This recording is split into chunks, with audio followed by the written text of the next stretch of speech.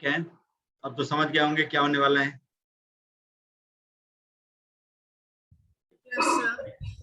है ना, बीच में आपका ये आ गया, फिर ये आ गया, मैक्सिमम यही, और 4 तक ही हमें जाना है। तो इसीलिए कितने जगह, 3 जगह डेफिनेशन में चेंज होगा। अब इसके आगे n की वैल्यू को बढ़ाते जाए, कुछ भी रखें, तो आपको पॉइंट ऑफ इंटरसेक्शन यही 3 आना है, 0 और 4 के बीच में। नहीं, थोड़ी सी लाइन और झुकती जाएगी, नीचे की ओर आती जाएगी, कम स्लोप वाली लाइन होगी।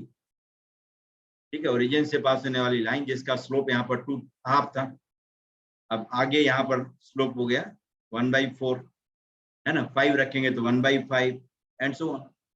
तो maximum point of non differentiability इन्हीं सब में आएगा, है ना, 4, 5, 6। तो 2 के लिए लिस्ट है जो कि 1 है। ठीक है, अब आगे लिखने की जरूरत तो नहीं होनी चाहिए।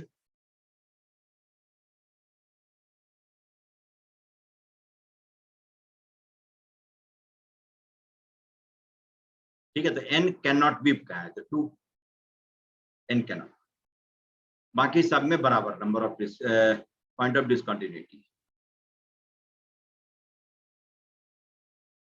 आंसर मिला कि नहीं, यस कि नो बताइए। Yes sir. मिल गया, चलो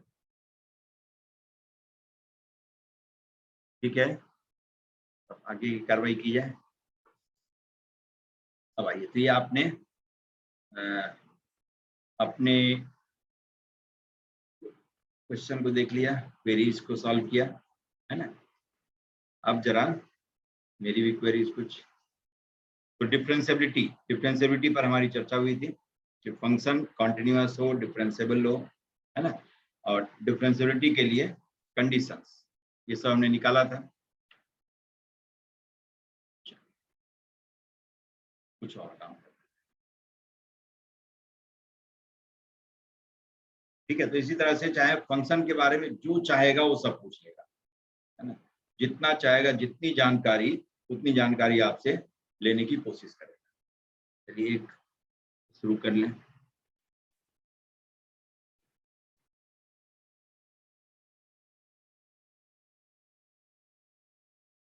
ठीक है, जैसे कहता है आपको कि a function y equal to fx is defined as x equal to 2t minus of modulus of t।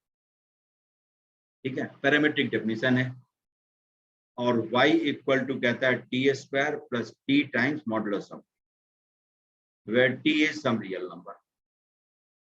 ठीक है, तो कहता है कि test for continuity and differentiability, continuity and differentiability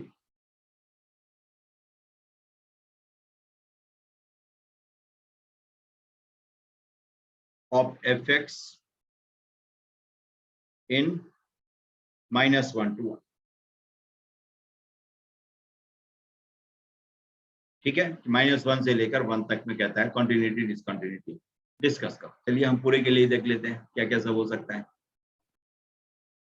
तो जैसे पहले तो फंक्शन को डिफाइन करना है, और फंक्शन का पैरामीट्रिक डेफिनेशन दिया हुआ है, टी के टर्म में एक्स और वाई दोनों डिफाइंड है। अब दोनों को रिलेट करना है, एक्स और वाई को, हमें Y as a function of X लिखना है।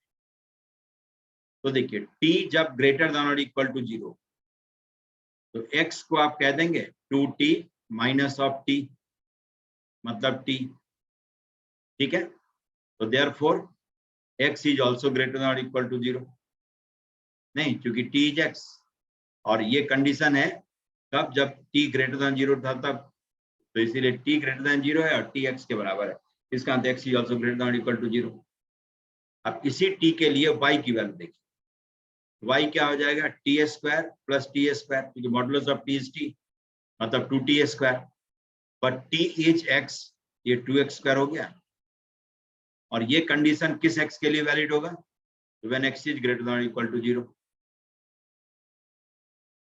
तो y is 2x square, y is a function of x आ गया है 2x स्क्वायर, कब, when x is greater than और इक्वल टू 0। दूसरा देखिए, if t is less than 0. If t is less than 0, then क्या होगा, x इक्वल टू आप लिखेंगे 2t एंड प्लस t, मतलब 3t. समझ गए? तब देखिए t लेस देन 0 है, तो this implies 3 times of t is also less than 0, और 3 टाइम्स ऑफ t तो x है, तो therefore x is less than 0. ठीक है, x इज लेस देन 0.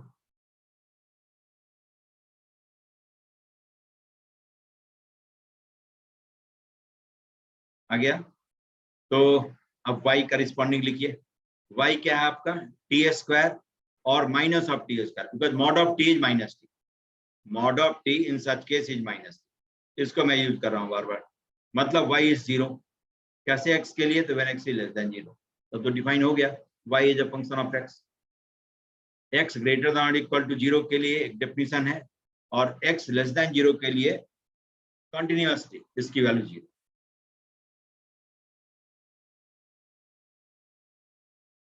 आ गया, y is a function of x. y equal to fx is 2x square when x is less than greater than or equal to 0 and is 0 for x less than. अब देखिए, अब इसको plot करें. अब चाहे जिस x के लिए क्या है आप डिफाइन करते रहिए. x है और ये y है. y is 2 times of x square. क्या हो गया, x greater than or equal to 0 के लिए, और y is 0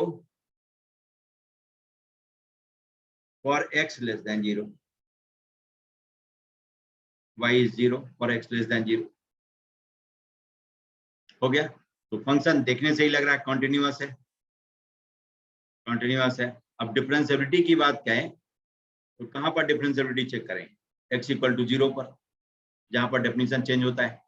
वरना constant functions are always differentiable. x less than 0 के लिए डिफरेंशिएबल है dy by dx is 0. Right hand के लिए x मोर देन 0 के लिए 4x, जिस x पर निकालना हो मोर देन 0 में वो x रख दीजिए, तो 4 times of that x will be dy by dx at that point. तो फंक्शन डिफरेंशिएबल तो है ही अपने कॉन्टिन्यूअस स्टेट में, लेकिन जहां पर डेफिनेशन चेंज होता है वहां पर एक बार चेक कर लेते हैं. तो लेफ्ट हैंड डेरिवेटिव देखें तो लिमिट x अप्रोचेस 0 माइनस, और 0 माइनस मतलब लेस देन 0. लेस देन 0 में y इज 0, 0 का डिफरेंशियल 0, LHD इज 0. RHD निकालें तो लिमिट x अप्रोचेस 0 प्लस कितना आ जाएगा, 4x. 2x स्क्वायर का डिफरेंशिएशन 4x, और x चूंकि 0 अप्रोच करता है तो 4 into 0 is 0. So therefore function is differentiable also. f is differentiable at x equal to 0. तो इसका मतलब ये हर जगह डिफरेंशिएबल होगा. जो आपको लेना हो इंटरवल या आपकी मर्जी होगी, आप लेते रहिए. Function will be differentiable everywhere. जहां डेफिनेशन चेंज होता था वहां हो गया तो बाकी की तो चिंता ही नहीं है, बाकी के लिए कुछ सोच नहीं. ठीक है, तो ऐसे पैरामीट्रिक डेफिनेशन दिया हो तो आप उसे कोरिलेट करके y as a function of x या x as a function of y, जो भी कहे वो जनरेट कर, और फिर तब उसकी कंटिन्यूटी डिसकंटिन्यूटी. ठीक है, इसको समझ गए? देख के बताइए यस कि no. Yes, sir. Yes, sir.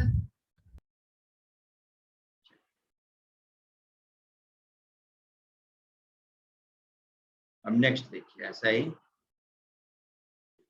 जैसे कहता है आपको if the function y equal to fx is defined as x equal to r or into 2 cos t plus modulus of cos. ठीक है, और y कहता है r sin t and plus modulus of sin. ठीक, t आपको दे दिया belongs to 0 to pi, 0 to pi, है ना. तो कहता है discuss the discuss the differentiability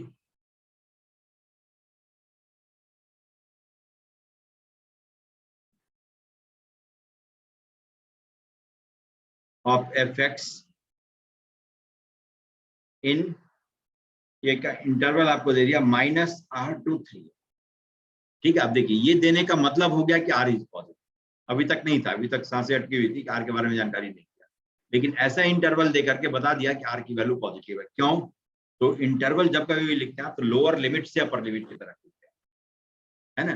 तो r नेगेटिव होगा तो -r क्या हो जाएगा? पॉजिटिव। तो बड़ी वैल्यू से छोटी वैल्यू की तरफ तो इंटरवल नहीं लिखते हैं, इसीलिए r पॉजिटिव है। ये क्लियर हो गया। t 0 से पाई के बीच में है, ये दिया हुआ है। अब हमें y as a function of x करना है। ठीक, तो देखिए t साइन और कॉस का एंगल है, जो फर्स्ट क्वाड्रेंट और सेकंड क्वाड्रेंट का एंगल है ना। और फर्स्ट और सेकंड दोनों ही क्वाड्रेंट में साइन की वैल्यू तो हमेशा पॉजिटिव होती है ना। तो t जब 0 से लेकर के पाई तक कुछ भी होता हो, for t belonging to 0 to pi, mod sin t will be sin t। नहीं, इसका मतलब y is always towards sin t, y is always towards sin t। ठीक, अब ये cos ही अपना साइन चेंज करेगा depending on values of t। तो for t belonging to 0 to pi by 2, x जो हो जाएगा आपका 3r cos t। क्यों? तो mod cos t will be cos t। ठीक है, हाँ भाई, इसका मतलब अब इसी के लिए पहले देख लेते हैं। t की वैल्यू 0 से लेकर के पाई बाई 2 है, तो cos t की वैल्यू कहां से कहां तक हो? 0 से लेकर के 1 तक। cos इज डिक्रीजिंग फंक्शन, इसलिए cos ऑपरेट करेंगे तो इनइक्वालिटी चेंज हो जाएगी। अब 3r से मल्टीप्लाई कर दीजिए, 3r cos t और 0, यही अपना x है। इसका मतलब x के वैल्यू की लिमिट होगी 0 to 3r, x के वैल्यू की लिमिट होगी 0 to 3r। अब x और y को रिलेट कर दें। ठीक है, x और y को रिलेट कर देते हैं। इसके लिए क्या करेंगे? Sine square T plus cos square T is 1, sine square T plus cos square T is always 1। ये आ जाएगा y square upon 4r square plus x square upon 9r square equal to 1। अब हमें y as a function of x लिखना है ना, और y की वैल्यू हमेशा नॉन नेगेटिव है, तो इसीलिए प्लस माइनस लिखने की जरूरत ही नहीं है, पॉजिटिव इसका रूट लीजिए, तो आ जाएगा y upon 4 equal to R square minus x square by 9। R square को राइट साइड भेज दीजिए। इसका मतलब y इज इक्वल टू 2/3 और root of 9r square minus of x square. ठीक है, this y is a function of x, ये आपका fx। ठीक है, तो और किस x के लिए है ये भी आ गया अपने पास। y equal to fx is 2/3 of root of 9r square minus x square. ये कब? When x belongs to 0 to 3। चलिए एक डेफिनेशन। दूसरा, जब t की वैल्यू पाई बाई 2 से पाई के बीच में, t की वैल्यू पाई बाई 2 से पाई के बीच में, पाई बाई 2 पर इक्वलिटी भी ले सकते हैं, जो कि कॉस तो 0 ही हो जाता है। पाई बाई 2 से लेकर पाई तक अप्लाई करें, देन y की वैल्यू क्या हो जाएगी? 2 cos t और माइनस cos t, तो cos t r cos t ये हो गया। कब? क्यों? तो as mod cos t will be minus of cos t। Reason इसके पीछे यही है ना। और x आपको तो दिया ही हुआ है। अच्छा, इसके करिस्पॉन्डिंग x भी निकालना होगा। गलत बात, y नहीं था, x था ना, ये x है, y तो फिक्स है, ये x है। अब देखिए cos t की वैल्यू जो हो जाएगी -1 से लेकर 0 तक। अब इसमें r से मल्टीप्लाई कर दिए, तो 0 r cos t और माइनस यही आपका x है। अब x और y को, y जो कि 2r sin t था, दोनों को रिलेट करिए। y तो हमेशा 2r sin t ही है। अब यहां पर आप sin square t plus cos square t 1 करिए। cos square t equal to 1, तो कितना आ जाएगा? y square upon 4r square plus x square upon r square equal to 1। ठीक है, तो यहाँ जो y as a function of x आप लिखेंगे, y is 2 times root of r square minus x square. हो गया। अब फिर प्लस माइनस नहीं लिखते because y is positive, y is always non negative है। तो y is equal to 2 times root r square minus x square. ये कब है, किस x के लिए है? तो x जब माइनस r से 0 के बीच में लाए। हो गया, माइनस r से 0 के बीच में लाए करे तब। अब देखिए ये फंक्शन अपना जो डेफिनेशन चेंज करता है वो 0 पर ही, माइनस r से 0 के बीच में ये है, और ये 2/3 of root of 9r square minus x square है। कब? जब x की वैल्यू 0 से लेकर 3r, और हमें माइनस r और 3r के बीच में ही डिस्कस करना है, जो भी करना है। तो माइनस r और 0 के बीच में जो फंक्शन दिया हुआ है वो डिफरेंशिएबल है ना। 0 से 3r के बीच में जो फंक्शन कंपोनेंट फंक्शन दिया हुआ वो डिफरेंशिएबल है। तो सिर्फ एक डाउटफुल पॉइंट 0 है। 0 पर पहले कॉन्टिन्यूटी देख लेते हैं, कॉन्टिन्यूअस है। x इक्वल टू 0 डाल दें लेफ्ट साइड वाले में या राइट साइड वाले में, दोनों ही केस में 2r वैल्यू है, दोनों केस में 2r value. Function is continuous, 0 पर right hand limit, left hand limit और 0 पर की वैल्यू सेम है, तो फंक्शन इज कॉन्टिन्यूअस। अब डिफरेंशिएबिलिटी देखना हो 0 पर, at x equal to 0 left hand derivative निकालना, क्या लिखेंगे? Limit x approaches 0 minus 2 times 1 upon 2 root r square minus x square और इनटू माइनस 2x, है ना। Root r square minus x square का 1 upon 2 root r square minus x square और r square minus x square का x के respect में minus 2x, r square का 0 और x स्क्वायर का 2x। ठीक है,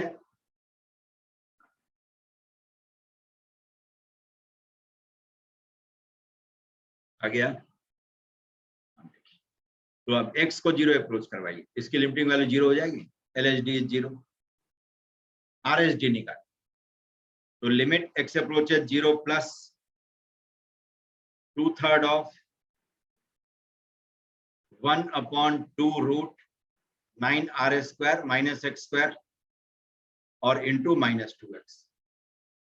ठीक है, रूट x का 1 अपॉन 2 रूट x के रिस्पेक्ट, तो root 9r square minus x square का 9r square minus x square के respect, 1 upon 2 root 9r square minus x square और इस 9r square minus x square का x के respect में माइनस 2x। अब x को 0 अप्रोच करवाइए तो 0 हो गया। LHD is equal to RHD, तो फंक्शन इज डिफरेंशिएबल। ठीक है, तो therefore LHD is equal to RHD।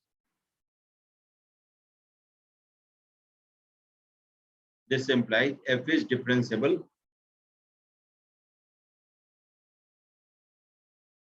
at x equal to 0, और बाकी यहाँ पर था ही, तो इसीलिए पूरे इंटरवल में फंक्शन डिफरेंशिएबल है। ठीक है, समझ गए। तो इस तरह से एक पैरामीट्रिक डिफरेंशिएशन, पैरामीट्रिक डेफिनेशन दिया होता है। अब उसको यूज करके आप रिजॉल्व कर सकते हैं इस। ठीक,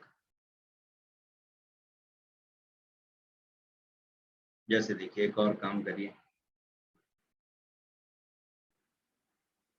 कहता है आपको कि late gx be a quadratic polynomial, quadratic polynomial। ठीक है, and f x be defined h, f x का डेफिनेशन दिया हुआ है जी एक्स के टर्म में, एच आपको दे दिया f x equal to g x if x is less than और इक्वल टू 0, और दूसरा कहता है 1 प्लस एक्स और upon 3 plus x raise to the power 1 upon x when x is greater than 0। ठीक है,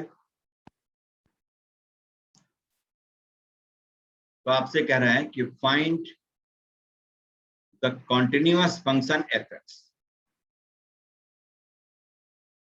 continuous function f x satisfying, ऐसे करके कुछ कंडीशन दे देगा, जैसे f dash 1 equal to f minus 1, ठीक है, और कहता है and f minus 2 is equal to 3 या 0, एफ माइनस 2 इक्वल टू 0। ठीक है, तो देखिए find continuous function f x, इसका मतलब क्या है, क्या निकालना है आपको, जी एक्स निकालना है। एफ एक्स का एक ही कंपोनेंट तो अननोन है, दूसरा तो दिया ही हुआ है, और जी एक्स का डेफिनेशन ऐसा होना चाहिए जिससे एफ एक्स 0 पर कॉन्टिन्यूअस हो जाए, है ना, 0 पर कॉन्टिन्यूअस हो जाए, बाकी जगह की चिंता नहीं। तो अब देखिए 0, अब आपको जी एक्स सपोज करना होगा, है ना, जी एक्स सपोज करना है, तो G X is quadratic polynomial, G X is quadratic polynomial, तो जी एक्स को आप लिख सकते हैं ऐसे A X square plus B X N plus C, इसी तरह का होगा जनरल क्वांटिटी। ठीक, अब कहता है नीचे से ही शुरू करता हूं, एफ माइनस 2 इज 0, इसका मतलब क्या है कि जी माइनस 2 विल बी 0, क्योंकि एक्स माइनस 2 है, माइनस 2 मतलब लेस देन 0, तो एफ फंक्शन का डेफिनेशन निकालने के लिए जी एक्स में ही एक्स के ऊपर माइनस 2 डालेंगे, तो G minus 2 is 0, this implies 4a minus B plus C is 0। आ गया, तो यहां से शुरुआत करके आप gx को थोड़ा मॉडिफाई कर सकते हैं, इसमें gx इक्वल टू या c के जगह पर आप b माइनस 4a डाल दीजिए, ये भी लिख सकते हैं, ax square plus bx plus b minus of 4a, sorry 2b होगा ना, माइनस 2 है तो 2b, bx प्लस 2b और माइनस ऑफ 4a आ गया, gx आपका ये। अब चलिए, अब एक जो काम आपका है एफ डैश 1 निकालना और एफ माइनस 1, एफ माइनस 1 निकालना तो आसान काम है, एफ माइनस 1 आप लिखेंगे क्या हो जाएगा, G minus 1, minus 1 is less than 0, less than 0 के लिए एफ एक्स का डेफिनेशन है जी एक्स, तो G minus 1 is A minus B plus C, ठीक है, A minus B plus C. अब सी के जगह पर यहां से रख देंगे आप ए माइनस बी प्लस 2b और माइनस ऑफ 4a, जिसको कि लिखा आ सकता है b माइनस ऑफ 3a, हो गया, तो सब a और b के टर्म में एक्सप्रेस हो जाएगा। अब एफ डैश 1 निकालना है, मतलब इसको डिफरेंशिएट करना है, 1 इज मोर देन 0, तो एफ डैश 1 का मतलब क्या है, D F X by D X, कहां पर, तो at x equal to 1, X equal, तो पहले तो D F X by D X आ जाए, उसके बाद में बाकी काम।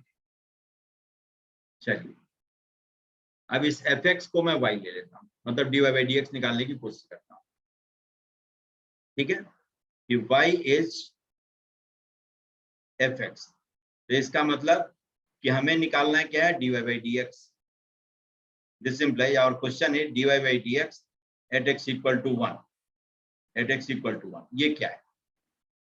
अब जरा देखिए, y इक्वल टू हो गया आपका कितना, 1 प्लस एक्स और upon 3 plus x raise to the power 1 by x, यही था, ठीक। अब लॉग ले लीजिए दोनों साइड, क्या लिखेंगे, log y equal to power product में आ जाएगी 1/x और log ऑफ 1 + x और अपॉन 3 + x लिखा सकता है। This implies log y equal to log 1 + x minus log 3 + x, ठीक है, और whole thing divided by x, क्योंकि log m minus log m, log m upon n, log m upon n वैसे भी लिख सकते हैं। अब चलिए, अब मैं डिफरेंशिएट कर देता हूँ, differentiate with respect to x, यही करना है, x के रिस्पेक्ट में इसको डिफरेंशिएट करना है, ठीक है। x के रिस्पेक्ट में अब डिफरेंशिएट करेंगे तो log 1 + x और अपॉन x,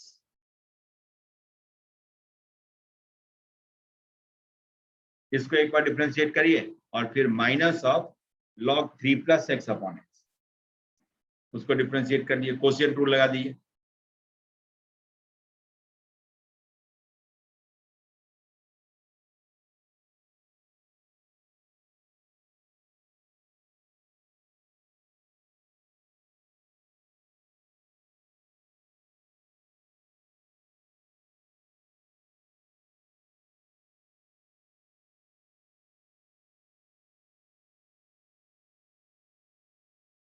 ठीक है। स्क्रीन विजिबल है कि No, नहीं? sir. नहीं, नो सर। हाँ वही ना।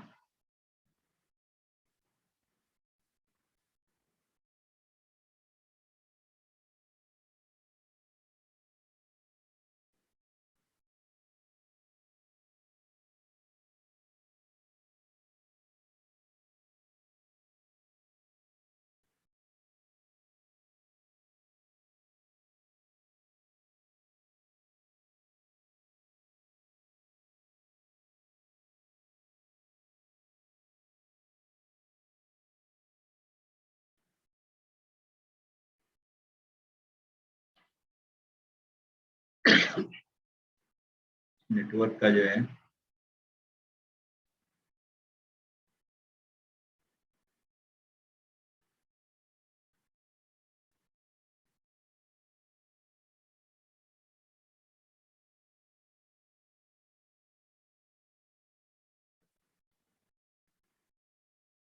ठीक है, तब तक आप डिफरेंशिएट करिए, देखिए नॉर्मल हो जाए।